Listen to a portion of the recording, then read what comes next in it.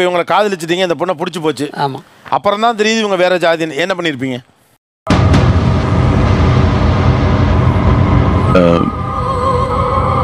இல்லை சார், நான் பண்ண மாட்டேன் சார். காதல் பண்ண மாட்டீங்களா? இல்லை கல்யாணம் பண்ணிக்க மாட்டேன் சார்.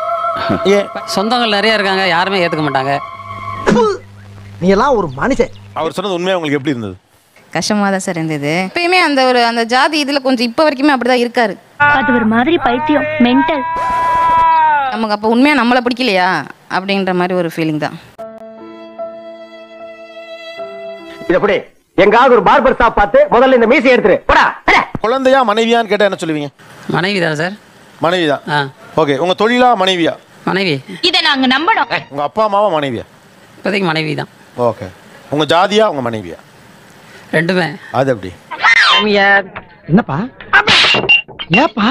அம்மா அப்பாவை விட மனைவி தான், குழந்தைய விட மனைவி தான், தொழிலை விட மனைவி தான். ஆனால் ஜாதியா மனைவியான்னு கேட்டால் ரெண்டு தான் அப்படின்னா அப்படின்னு காலங்காலமா ரத்தத்துல ஊறிப்போன விஷயம் தம்பி. பார்த்து வளர்ந்ததுலேயும் அவர் சின்ன வயசுலேருந்து இது அது ரொம்ப ஆழமாக பதிஞ்சிருச்சு. இப்போ வரைக்குமே அது மாற்ற முடியல.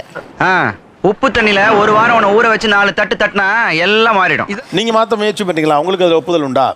அடிக்கடி பேச்சு ஏதாவது வரும்போது ஓயாம இதையே பேசாதீங்க, இதை சொல்லாதீங்க, பசங்க கிட்ட இதை பேசாதீங்க சொல்லியிருக்கேன் நான் நிறைய. இல்லை, இன்னும் கொஞ்ச நாள் இந்த உலகமே அழிய போகுதுல. நீங்க எல்லாம் கட்டமுன்னா குட்டிச்சோரா நாசமத்து போறீங்க எல்லாரும். பசங்க காலம் வரும்போது மாறும். அதை யாராவன் கிணக்கு இருக்க அது மாறும். யாராவது மாற்றணும்ல. இல்லை, எங்கள் தாத்தாவோட இதுக்கு எங்கள் அப்பாவோட இதுக்கு நான் கொஞ்சம் கம்மி. எனக்கு தெரியல, உங்க தாத்தா அப்பாலாம் நான் பார்க்கல. அவ சென்னையிலே பிறந்து வளர்ந்துருக்கா சார். நான் கிராமத்துலேருந்து வந்தாள். நகரத்துக்குள்ளேயும் அதெல்லாம் உண்டு. நகரத்திலே பிறந்து வளர்ந்துட்டதுனால உங்க ஜாதியை பார்க்கறது இல்ல, சென்னையில எல்லாம் ஒண்ணும் தெரியாதெல்லாம் நீங்க நினைச்சுக்கலாம் வேணாம். அது ஒரு சின்ன ப்ரிவிலேஜ் இருக்கு. வயசாக புத்தி வரும்னா புத்தி போய்கிட்டு இருக்கு. யாருக்கு? உங்களுக்கு தான். சரி, இப்போ இந்த ஜாதியை உடைத்தவர்கள் அல்லது இதெல்லாம் வேண்டாம்னு சொன்னவங்க அல்லது மாற்றங்களை உருவாக்கியவர்களா நகரத்திலே பிறந்து வளர்ந்தவங்களா கிராமத்திலிருந்து வந்தவங்களா? நோண்ட ஆரம்பிச்சுட்டானே. சின்ன சின்ன நகரங்கள் அல்லது கிராமங்கள்ல இருந்து தானே வந்தாங்க. அப்ப கிராமமே ஏதோ, நீங்களே ஏன் கிராமத்தை அப்படி ஒரு மாதிரி பண்ணிக்கிறீங்க? தவளை, உன் வாய் தான் உனக்கு வில்ல, உன் கண்ட்ரோல்லே இல்லை. படிக்கிறாங்க சார். படிக்கும்போது சூழ்நிலைகள்லாம் மாறும். சென்னை வாசி தான், அவங்களும் சென்னையில் தான் வாழ்றாங்க. இன்னும் வருங்காலங்கள் சென்னை தான் அவங்களுக்கு. அதனால மாற்றம் வரும். தலையில அடிப்பட்டதுல சமீபத்தில் நடந்தது எல்லாத்தையும் மறந்துட்டாரு. இல்ல டாக்டர், பேசுறத பார்த்தா சமீபத்தில் நடந்தது மறந்த மாதிரி தெரியல, மொத்தமாவே மறந்துட்டாரு. 25 வருஷத்துக்கு பின்னாடி போயிட்டான். வருங்கால சிட்டியில் இருக்கிறனால மாற்றம் வருங்கிறீங்க. நீங்க சிட்டிக்கு வந்து எத்தனை வருஷம் ஆச்சு? நான் சென்னைக்கு வந்து 30 வருஷம் ஆச்சு. அப்புறம் நீங்க மாறல. அப்ப நகரத்துல இருந்ததுனால மாறிடும்னு சொல்றதும், கிராமத்துல வந்து இது மாறவே முடியாது, இது கஷ்டம்னு சொல்றதும் நீங்கள் செய்து கொள்ளுகிற ஏற்பாடு தான். நீங்க என்ன பண்றீங்கடா? நான் என்ன கிராமமான்னு இல்ல, மாறணும்னு நினைக்கிறமா இல்லையாங்கிறது தான். வெங்காயங்களா உங்களுக்கு விளக்கம் சொல்லி ஏற ஓஞ்சிரும் போல இருக்கே. இப்போ இவங்க எல்லாம் ஜாதியை கடந்து எனக்கு ஜாதி பெருசுல நான் கல்யாணம் பண்ணிக்கிறேன் அப்படின்னு அரேஞ்ச் மேரேஜ் பண்ணிருக்காங்க. இவங்கள பாக்குறப்ப உங்களுக்கு ஏற்படுகிற அபிப்பிராயம் என்ன? சொன்னா தப்பா நினைக்க மாட்டீங்கன்னு சொல்றேன். சொல்லுங்க. எனக்கு பொண்ணு தரதுக்கு வழி இல்ல, அதனால நான் ஜாதி பார்க்கல அப்படின்னு தான் சொன்னாங்க. அடிக்கும் மூஞ்சில என் பீச்சாங்கைய வைக்க ஏன்டா டேய். இந்த மாதிரியான திருமணங்கள் வந்து பாத்தீங்கன்னாக்கா எனக்கு தெரிஞ்சு நகரத்தை மட்டுமே சார்ந்து இருக்குன்றது ஒரு கருத்து. ஆமா, லோக்சபா எம்பி சொல்றாரு, கேட்டுக்க போடா. ஜாதி மறுப்பு திருமணம் செஞ்சுக்கணவங்களும் சதவீதத்தில் எடுத்துக்கணும்னாக்கா 1% 2% கண்டிப்பா இல்ல. தப்பா பேசினா தலையை எடுத்துருவாங்கடா. அவங்களோட எதிர்பார்ப்புகள் வந்து அதிகமா இருக்கும். 50 சவரன் போடுங்க, எனக்கு கார் வாங்கி கொடுங்க. அது மற்ற எதிர்பார்ப்புகள் ஜாஸ்தி, அதனால ஜாதியை காம்ப்ரமைஸ் பண்ணிக்கிறாங்கங்கறீங்க. கரெக்ட் மாமா, அவ்வளவுதானே. இதான் நடந்து. எங்க 2 பேருக்கும் அரேஞ்ச் மேரேஜ் தான் சார் ஆச்சு. இவர் ₹1 வரதட்சணை வாங்கல சார். வரதட்சணை எதுவுமே வாங்காம என்கிட்ட எதுவுமே எக்ஸ்பெக்ட் பண்ணாம தான் கல்யாணம் பண்ணிக்கிட்டாங்க. உங்க அம்மா அப்பா நல்லா வளர்த்துருக்கா. யாராவது எங்க கேஸ் கேட்டா கூட அப்பா அதெல்லாம் எம்பா கேட்கற, அதெல்லாம் முக்கியமா அந்த ஒரு தொலைநோக்கு பார்வையாவே வளர்த்ததுனால அது ஒரு இம்பார்ட்டனா எங்களுக்கு அது படல. எனக்கு தேவை இன்னொரு ஃபேமிலி, அவ்வளவுதான் சார். அப்போ வந்து அவருக்கு மேரேஜ் ஆனா போதும், ஸோ பொண்ணு கிடைச்சா போதும். ஸோ அதனால அவர் வந்து அந்த இது கேஷ் வாங்கல. ஆகிறத பொறி உருண்ட மாதிரி பாப்ல ஆளு செம்ம காமெடி பண்ணுவாப்ல. சார் எனக்கு 35-40 வயசு ஆயில சார். ஏன் பொண்ணு கிடைச்சா போதும், நான் ஏன் கல்யாணம் பண்ணிக்கிறேன்? எனக்கு என்ன குறை முதல்ல? குறை இருக்குன்னு சொல்லலை நான். உங்களுக்கு வந்து பொண்ணு கிடைக்கல, ஸோ எதுவும் செட் ஆகல, ஸோ மேடம் வந்து நீங்க மேரேஜ் பண்ணிக்கிட்டீங்க. That's all. மறுபடியும் நீ சுத்தி அங்கதான் வரியா? அட போப்பா. நீங்க சொல்ற பாயிண்ட் ஆஃப் வியூல எடுத்தா கூட ஓகே, அவர் எதுக்கு காஸ்ட் பார்க்காம கல்யாணம் பண்ணணும்? என்ன மேன்? ஆமா இல்ல ஓமா இல்ல ₹1 வாங்கலாம் எப்படி கரெக்ட்டா சொல்ல முடியும்? அவர் கொண்டாட்டி தான் சொல்றாப்ல. மூஞ்சி முகர் கட்டிங் பாரு இழுக்குற. நீங்க வரதட்சணை எதுவுமே வாங்கலையா? ஷூர், ₹1 வேணாண்டீங்க. கண்டிப்பா சார். நான் யோக்கியன்னு காட்டிக்கணுங்கல்ல. நீங்க ஏன் வாங்கல? உங்களுக்கு என்ன பிரச்சனை? நான் லவ் பண்ணிட்டேன். என்னங்க இது? அவர் வாங்கலன்னா அவருக்கு ஒரு பிரச்சனை இருக்கு. ஓகே ஓகே, எந்த பால் போட்டாலும் கோல் போட்டுறானே. லவ் அக்செப்ட் பண்ணிக்கிட்டா போதும். எங்களுக்கு மேரேஜ் நடந்தா போதும். ரெண்டாவது சொன்னீங்க என்னது? மேரேஜ் நடந்தா போதும். இப்ப வரதட்சணை பிரியாரிட்டி கிடையாது. மேரேஜ் நடந்தா போதுங்கிறது யாருக்கு?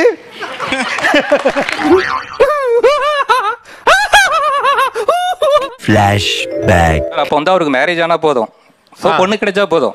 சோ அதனால அவர் வந்து அந்த இது கேஷ் வாங்கல. மேரேஜ் நடந்தா போதுங்கிறது யாருக்கு?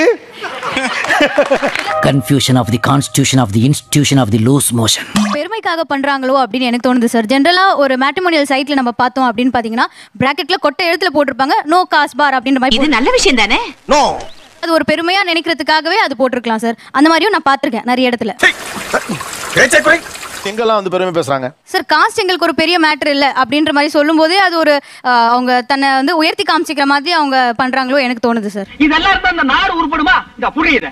இத கொண்டு போய் புடிபாரக்குள்ள வச்சு அமுக்கு. ஜாதி வாணன் கல்யாணம் பண்றதுல கூட கம்யூனிட்டி பார்த்தீங்கன்னாக்க மோரர்லெஸ் ஈக்குவலா இருக்கிற மாதிரி தான் பார்ப்பாங்க. ஒரு என்ன சொல்லுகிறாய்? உண்மையை சொல்லுகிறேன் மன்னா. இது என்ன நோ காஸ்ட் பார்? அப்புறம் என்ன காசை கடந்து கல்யாணம் பண்ணோம்? அதை முழுசா நியாயப்படுத்த முடியாது. ஆனா நான் என்ன சொல்றேன்னா இப்படி பாக்குறதுக்கு இது ஒரு படி சின்ன முன்னேற்றமா இதை நீங்க கன்சிடர் பண்ணலாம். அப்படியா? உண்மையாகவா? பிறகு என்ன? போன தலைமுறைகள் வந்து ஜாதியில இருந்து வெளியே வரவே கிடையாது. அவங்க இன்டர்காஸ்ட் பண்றதுக்கே ரொம்ப யோசிச்சாங்க. பழைய பஞ்சாங்கத்தை தூக்கி எறிஞ்சிட்டு நவீன உலகத்துக்கு வாங்கயா. ஆனா அதே தலைமுறை சேர்ந்தவங்க தான் இன்னைக்கு அவங்க பிள்ளைங்களுக்கு அரேஞ்சில் இன்டர்காஸ்ட் பண்ணி வச்சிருக்காங்க. நான் என்ன சொல்றேன், நாளைக்கு என் பிள்ளைங்களுக்குன்னு பார்க்கும்போது இது கண்டிப்பா அடுத்த கட்டத்துக்கு போகும். எப்படி லாபகமான சிந்தனை. சபாஷ். அவங்க சொல்றது மாதிரி எந்த ஜாதியா இருந்தாலும் ஒரு திருமணம் உங்க பிள்ளைகளை பண்ண மாட்டாங்க. நான் பண்ண மாட்டேன். ஏன்? காலம் இன்னும் மாறலைங்க. அது சிட்டி சைடு மட்டும் தான் அப்படி இருக்கு. கிராமத்து சைடெல்லாம் இன்னும் மாறவே இல்லைங்க. என்ன கொடுத்துற நீ? என்ன நடந்துச்சுன்னா இல்ல ஓகே தான் என் பிள்ளை வேற ஜாதியில கல்யாணம் பண்ணிக்கிடுமே அப்படின்னு தோண வாய்ப்பு இருக்கு. ஏன் கண்ணு திருன்னு முழிக்கிற? ஓகே, இது உடையணும்னு நினைக்கிறீங்களா இல்ல இது ஓகே நினைக்கிறீங்களா?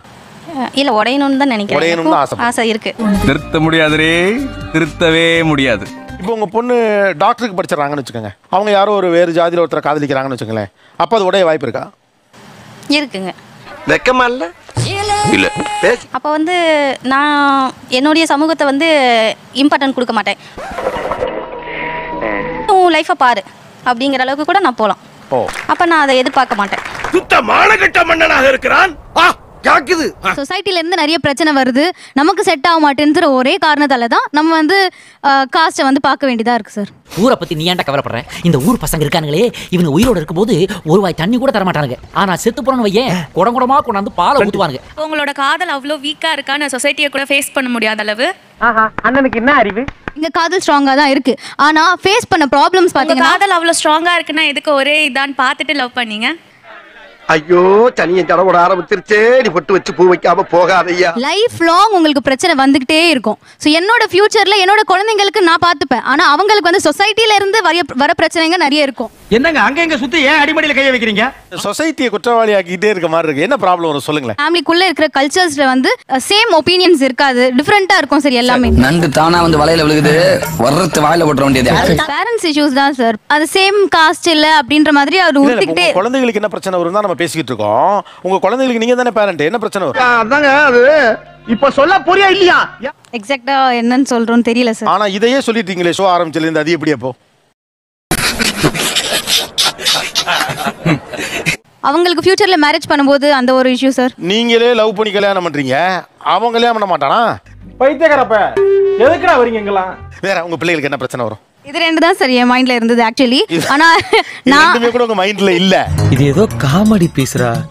இப்ப மெனக்கட்டு கேட்டதுனால என்ன கேட்டுவிட்டான், எதையாவது சொல்லணுமே இப்ப அப்படின்னு தேடி சொன்னது. பிள்ளைகளுக்கெல்லாம் ஒரு பெரிய அளவுக்குலாம் ப்ராப்ளம் இல்லை. படுவாவிங்க எல்லாருமா சேர்ந்து உங்களை இந்த நிலைமை கொண்டு வந்து விட்டாங்களே. ஃபியூச்சர்ல எது வலுப்பெறும் நினைக்கிறீங்க? ஜாதி மறுப்பு தான் சார் வளரும்னு நினைக்கிறேன். எங்க அப்பா அம்மாவெல்லாம் இப்ப ஜாதியை கம்மி பண்ண ஆரம்பிச்சிட்டாங்க. நாங்க இன்னும் அதை மேம்படுத்தணும்னு நினைக்கிறோம். Very good very good. அதனால ஜாதிங்கிறது இன்னும் வர ஃபியூச்சர்ல எஜுகேஷன்லாம் ஜாஸ்தி ஆகிறனால இந்த ஜாதிங்கிறது மேக்ஸிமம் குறையறதுக்கான சான்சஸ் அதிகம். What a bright future. எனக்கு இதான் பிடிக்கும். ஃபியூச்சர்ல லவ்க்காக தான் இந்த ஜாதி பார்க்காம பண்றது இன்க்ரீஸ் ஆகுறதுக்கு நிறைய வாய்ப்பு உண்டு சார். ஜாதி பார்க்காம இருக்கிறது தான் வந்து இன் ஃபியூச்சர் அதான் வலுப்பெறும். அதுதான் வலுப்பெறும். மாற்றம் ஒன்றுதானே உலகில் மாற்றமே இல்லாதது. காலம் அப்படிதான் சார் வரும், மாறும் சார். இல்ல எதை நீங்க விரும்புறீங்க அப்படி வச்சுப்போம் உங்களுக்கு மட்டும். நம்ம ஜாதிக்குள்ளேயே பண்ணிக்கிட்டா நல்லா இருக்கும் பசங்களோட லைஃப்.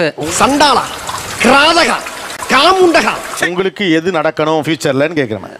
எங்க ஜாதிக்குள்ளேயே பண்ணாதான் நல்லா இருக்கும். இது வரைக்கும் நீங்க போற காரியம் ஏதாச்சும் விளங்குறாடா?